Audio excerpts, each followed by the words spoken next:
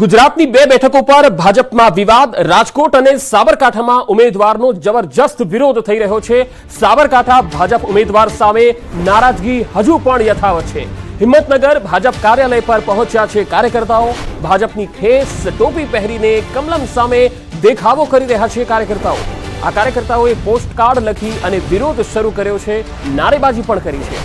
આયાતી ઉમેદવારને બદલો, ભાજપ જીતાડોની નારેબાજી પણ અહીંયા ચાલી રહી છે। એટલે આ નારો એવો છે કે આયાતી ઉમેદવારને બદલો, ભાજપને જીતાડો। કાર્યકર્તાઓએ ઉમેદવાર બદલવાની ઉગ્ર માંગણી કરી છે। આ તસવીરોમાં જોઈ શકાય છે કે કાર્યકર્તાઓ અહીંયા વિરોધ કરવા માટે પહોંચ્યા। સાબરકાંઠા લોકસભામાં જે ઉમેદવારનું નામ જાહેર થયું ત્યાંથી વિરોધ શરૂ થઈ ગયો। વિરોધ સમયનું નામ નહીં રહ્યું। દરરોજ અલગ અલગ પ્રકારનો વિરોધ અહીંયા દેખવા મળતો હોય છે। આજે ભાજપ કાર્યાલય ખાતે મોટી સંખ્યામાં કાર્યકર્તાઓ ઉમટી પડ્યા છે અને મોટી સંખ્યામાં જે વિરોધ છે વિરોધ દર્શાવવાનું શરૂ કરી રહ્યા છે। ખાસ કરીને હજારોની સંખ્યામાં પોસ્ટકાર્ડ પણ લખવામાં આવ્યો છે। આપણે ખાસ જે કાર્યકરો સાથે સીધી વાત કરીશું ને કઈ પ્રકારનો વિરોધ છે અને એમની શું માગણી છે તે આપણે ખાસ કરીને જાણવા માગીશું। તો હું આપણે પૂછવા માગીશ કે અત્યારે હાલ જે વિરોધ કરવામાં આવી રહ્યો છે કઈ પ્રકારનો અને કેટલા પોસ્ટકાર્ડ અત્યારે હાલ લખવામાં આવી રહ્યા છે? અમારા સાહેબ અત્યારે હાલ પોસ્ટકાર્ડ 2000 પોસ્ટકાર્ડ લખવામાં આવે છે। અમે બધા ભાજપ પાર્ટી સાથે જ છીએ, મોદી સાહેબની સાથે જ છીએ, પણ અમારો તો એક જ વિરોધ છે। આ હજારોની સાહેબ આપ જોઈ રહ્યા છો, હજારોની સંખ્યામાં કાર્યકર્તાઓ આવ્યા છો। આ કાર્યકર્તાઓની લાગણી એ છે કે ઉમેદવાર હટાવો ને ભાજપા જીતાવો। અમારો અહીંયા કોઈ પણ જો આ ઉમેદવાર બદલાય, આયાતી ઉમેદવાર બદલાઈને જો બીજા ઉમેદવારને ટિકિટ આપવામાં આવશે તો અમે 5 લાખની લીડથી અમે ઉમેદવાર જીતાડવાની અમે સાહેબ ગેરંટી આપીએ છીએ। અને આ બધા કાર્યકર્તાઓની લાગણી દુભાઈના એટલા માટે સરકારશ્રીને અમે રજૂઆત કરી છે કે આ આયાતી ઉમેદવાર હંમેશા બદલવા જોઈએ અને બદલાય તો જ 5 લાખની લીડથી જીતા છે। નહીંતર અમારા મોદી સાહેબને જે ફૂલ આપવાનું છે ફૂલ કરમાઈ જશે સાહેબ। એટલા માટે અમે બધા કાર્યકર્તાઓ ભેગા થયા છે। ખાસ કરીને હું તમને પૂછવા માંગી રહ્યો છું કે તમે કોને કોને પત્ર લખીને રજૂઆત કરવા માગો છો હાલ અને મુખ્ય માગણી શું છે તમારી?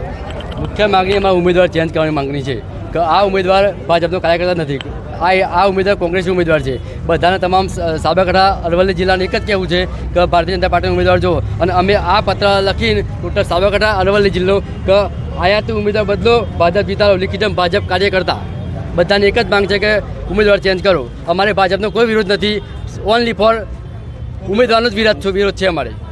ખાસ કરીને આપણે પૂછવા માંગીએ જો ઉમેદવાર નહીં બદલાય તો આગામી રણનીતિ શું રહેશે આપની?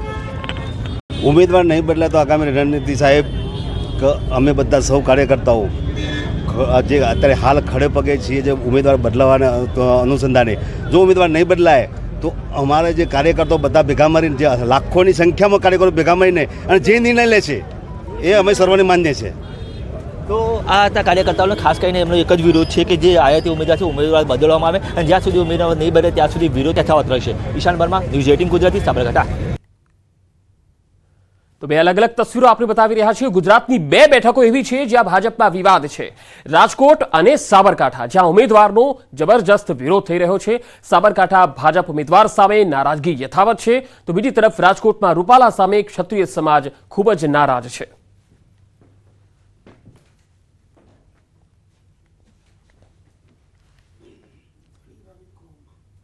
વાત કરીએ રૂપાલાની માફી છતાં તેમના યથાવત રહેલા વિરોધની।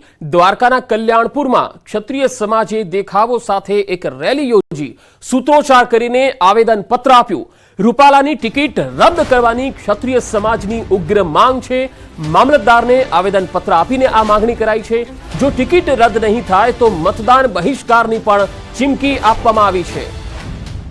દ્વારકાના કલ્યાણપુરમાં ક્ષત્રિય સમાજે જબરજસ્ત દેખાવો કર્યા અને સૂત્રોચ્ચાર કર્યા, આવેદનપત્ર આપ્યું। મારું એક જ છે કે ભાઈ અમારે રૂપાલા સાહેબની કોઈ પણ સંજોગોમાં ટિકિટ રદ કરો। જો ટિકિટ રદ નહીં થાય તો આવતા દિવસોમાં ઉગ્ર રાજપૂત સમાજ એકત્રિત થઈ અને ઉગ્ર આંદોલનો થશે અને ટિકિટ રદ કરવા માટેના પ્રયાસો રહેશે। અને આગળ જતા જો રદ નહીં થાય તો ટૂંકમાં મતદાનના દિવસે અમારો બહિષ્કાર રહેશે। એને રૂપાલા સાહેબ સામે જે ટિપ્પણ કરેલ છે એના વિરુદ્ધની બાબત છે। તો સૌરાષ્ટ્ર કચ્છમાં રૂપાલા સામે ભારે રોષ છે। સૌરાષ્ટ્રના ગામડાઓમાં રૂપાલા સામે પોસ્ટરો લાગ્યા છે। ભાજપની પ્રવેશબંધીના પોસ્ટર લાગ્યા છે। રાજકોટ, મોરબી, જામનગર અને દ્વારકામાં જબરજસ્ત વિરોધ છે। કચ્છ અને ભાવનગરમાં પણ પરસોત્તમ રૂપાલા સામે વિરોધનો જુવાળ ફાટી નીકળ્યો છે. કેટલીક જગ્યાએ પોસ્ટરો લગાડવામાં આવ્યા છે, કેટલીક જગ્યાએ અલગ અલગ નારેબાજી લગાવતા પોસ્ટરો પણ લગાડવામાં આવ્યા છે. ઠેર ઠેર વિરોધ પ્રદર્શનો થઈ રહ્યા છે, તો કેટલીક જગ્યાએ આવેદનપત્રો પણ આપવામાં આવ્યા છે. કચ્છ અને સૌરાષ્ટ્રના ગામડાઓમાં રૂપાલા સામે વિરોધની જુવાળ જોવા મળી રહી છે.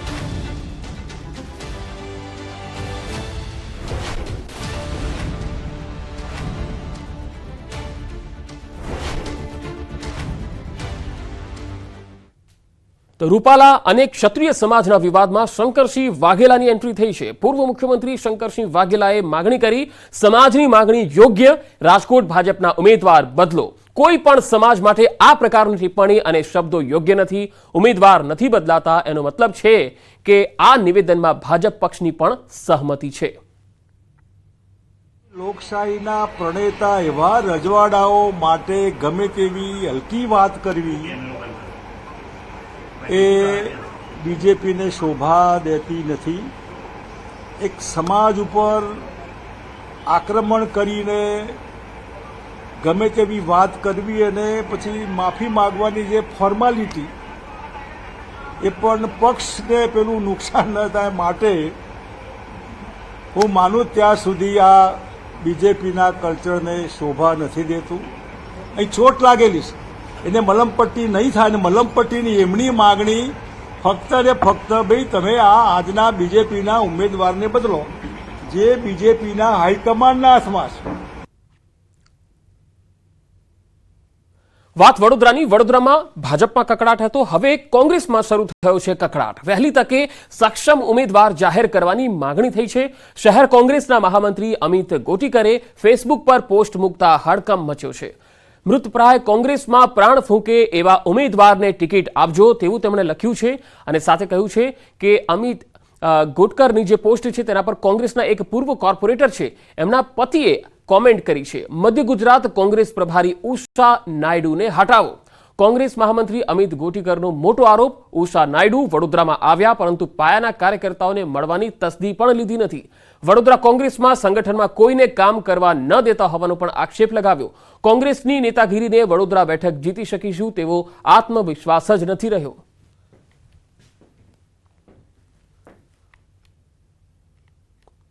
મતદારોને રીઝવવા ઉમેદવારનું ઇમોશનલ કાર્ડ. જી હા, પાટણમાં કોંગ્રેસ ઉમેદવાર ચંદનજી ઠાકોરનું ઇમોશનલ કાર્ડ જોવા મળ્યું. ચંદનજી ઠાકોરે પાઘડી ઉતારી મત માંગ્યા. ચંદનજી ઠાકોરના નિવાસસ્થાને રાત્રે માલધારી સમાજની બેઠક મળી, જેમાં માલધારી સમાજના આગેવાનોએ ચંદનજીને પાઘડી પહેરાવી સન્માન કર્યું. જે બાદ એ જ પાઘડી ઉતારી ચંદનજીએ માલધારી સમાજ સમક્ષ ધરી અને પાઘડીની લાજ રાખવા અપીલ કરી.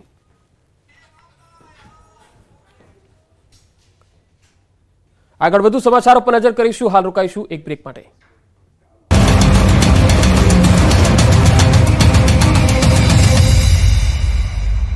પારુલ યુનિવર્સિટી. પાટણ લોકસભા કોંગ્રેસના ઉમેદવાર ચંદનજી ઠાકોરે પણ ગેનીબેન ઠાકોરની જેમ મામેરાના નામે મત માંગ્યા. હરીજના પીપલાણા ગામે રાત્રિ ચૂંટણી સભાનો વિડીયો સામે આવ્યો છે, જેમાં ચંદનજી ઠાકોરે મામેરાના નામે મત માંગ્યા.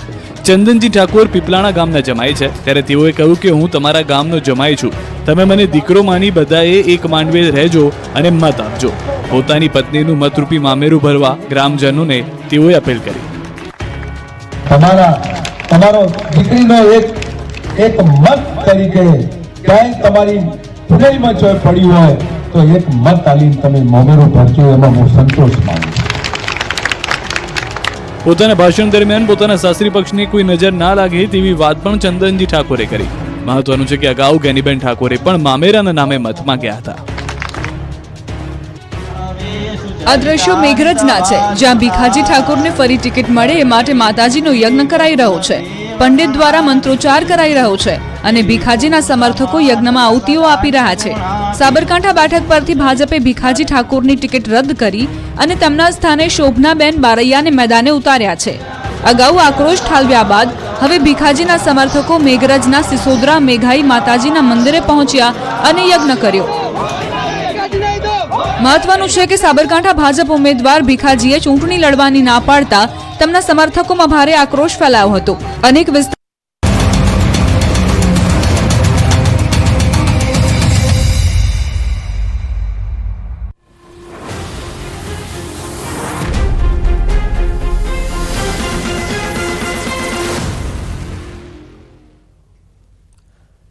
Welcome back. ભારતનું એક સમયનું રજવાડું અને સોરઠ ભૂમિ તરીકે જાણીતી જૂનાગઢ લોકસભાનો અલગ જ મિજાજ છે. લોકસભા 2024ના મહાસંગ્રામને લઈને જૂનાગઢ બેઠક પર બરાબરનો જંગ જામી ગયો છે. અનેક અટકળોના અંતે આખરે ભાજપે ત્રીજી વાર રાજેશ ચુડાસમાના નામ પર જ મહોર લગાવી છે. ત્યારે રાજેશ ચુડાસમાના રાજમાં જૂનાગઢ અને ગીર સોમનાથ જિલ્લાનો કેટલો વિકાસ થયો? જૂનાગઢની કેટલી બદલાઈ છે શકલ? સાવાજોની ધરતીમાં હજુ કેટલા સંકટ છે? ચુડાસમાના 5 વર્ષના કામકાજથી મતદારો કેટલા ખુશ છે? તમામ સવાલોના જવાબ જાણીશું અમારી વિશેષ રજૂઆત સાંસદના સરવૈયામાં. જૂનાગઢ ગીર સોમનાથ સંત શુરા અને સોરઠની ભૂમિ, હિમાલયના પ્રપિતામહ ગિરનાર અને ભગવાન શિવની આરાધનાનું કેન્દ્ર.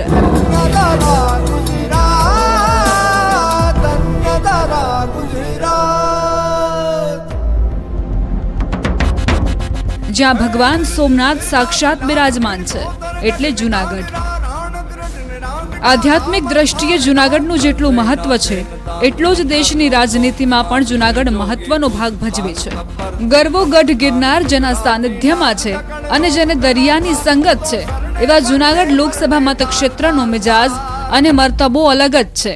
જૂનાગઢ એ એક સમયનું રજવાડું જેને અનેક જોગી યોગી ભોગીને જોયા છે એવા જૂનાગઢનું રાજકારણ બળવો, ક્રાંતિ અને સમન્વયનું કેન્દ્ર રહ્યું છે. કેસરીના ગઢમાં કેસરીઓ લહેરાતો આવ્યો છે. જૂનાગઢનો જંગ જીતવા માટે ભાજપે સતત ત્રીજી વાર રાજેશ ચુડાસમા પર ભરોસો મૂક્યો છે. સોમનાથ દાદાની ભૂમિ અને આદિકવિ નરસિંહ મહેતાની ભૂમિ પર 2019ની ચૂંટણીમાં ભાજપના રાજેશ ચુડાસમાએ કોંગ્રેસના પુંજાવંશને 1,50,211 મતથી હરાવ્યા હતા.